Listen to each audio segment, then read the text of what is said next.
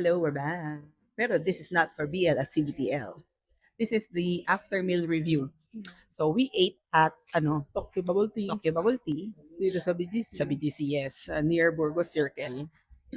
Well, we've eaten there before. Maraming beses na.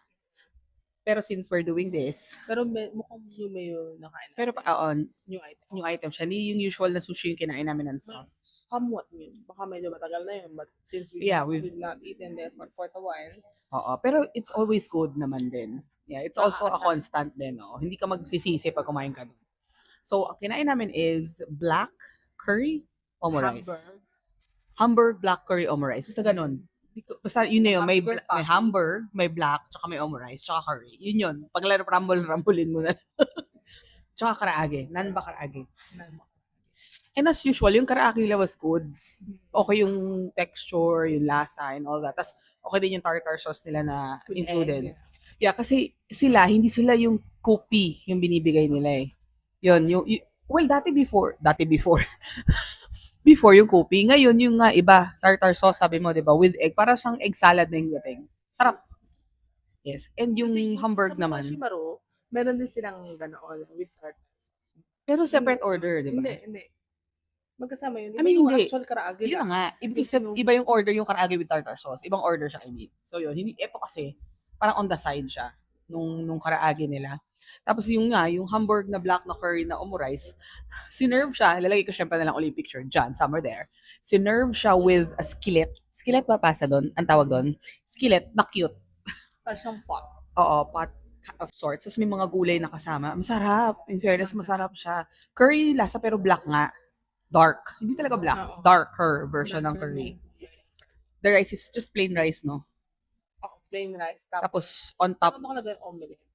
Or omurice. Omurice style. Omurice. Style-ish lang siya na gano'n. Hindi siya fried rice. Oo, kasi nakapatong lang yung egg lang naman din. Yung omelette egg dun sa rice. Hindi ganun ka-fluffy yung egg. At saka hindi siya, basta pero maganda yung serving. Maganda yung pagkakaserve. Tsaka madami, in fairness. And masarap din yung lasa. Kahit nga, ginawa nga namin, pinapak na lang namin hamburger eh. Ang hamburg. Masarap yung mismong din, sauce. Yung patty, yung sauce, tsaka yung gulay, buttered, di ba? Sarap. Yun yung in-expect natin. Yun sa nakainan natin na UCC, hindi buttered yung gulay. Yun yung, ginamit nila olive oil or something. oo. Healthier version yun dito eh. Hindi masarap. Kasi yung dati naman kasi nila. Masarap, oo, buttered. Well, hindi naman siya hindi masarap. Hindi lang yun yung in-expect namin lasa. But this one, on point. Tapos ang binayaran namin for the hamburg, it's 480. Si karaage is 285, 480.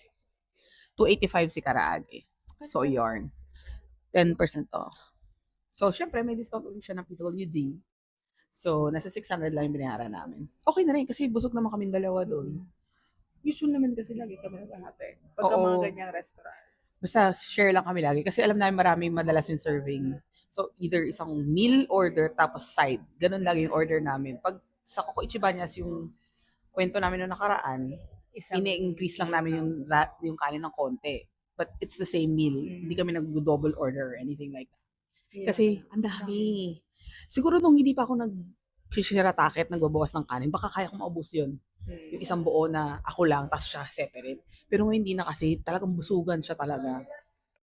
Mula nung nag-change ako ng diet ng konti, medyo hindi na kasi laki yung chan ko. Yung capacity ng chan ko. Pero this one is quite good. So, usual in-order niyo for drink was Super C.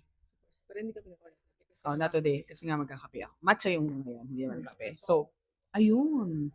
So again, this is Tokyo Bubble Tea is very there's a few other branches pero limited siya. Like isa dito, tapos yung isa mega mall na. Hindi siya yung tulad ng iba na malapit-lapit lang. So yun, very rare. Sparse. Yun yung proper word pala. Sparse yung locations niya. Siguro mga 4 or 5 lang yata in Manila. All in all. Oo. Hindi pa siya chain. Well, it is a chain. Kasi, so franchise lang siguro ganyan. I'm not really sure. Pero, ang sure lang ako nun, ito kasi, nung pandemic, before pandemic, it's 22/7. 2 hours lang sila close. So, mga call center, syempre, doon lagi kumakain, lalo pag after 12. Tapos, masarap pa yung food, may sushi. May mga Korean foods din sila dun eh, pero konti lang. Pero mas more on Japanese as yung drinks nila masarap din. Tsaka may mga cakes din sila na pwede slices. Hindi ko alam kung anong partner nila dun eh, basta yon. Tapos Yun nung nga. nag-pandemic, nabago yung oras nila ng sobrang-sobra. So ngayon hanggang 9, 10 or 11 na lang sila at most. So, Friday yun, no? Friday until 11.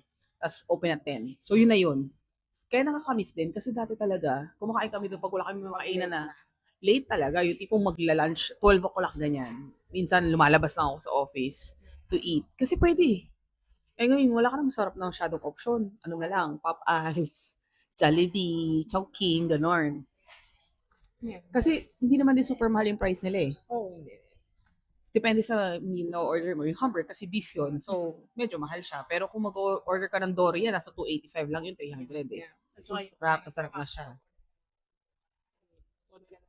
1 cup ng rice. Pwede na, yeah. Karagis 285, 6 pieces yun. Teko, ba't kanina naka 3 and a half ka? Ang daya mo.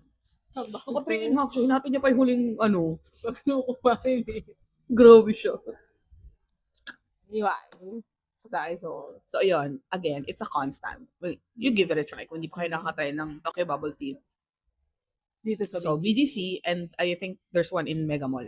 So, if you guys want to try, Tokyo Bubble Tea. So, there. Buyers!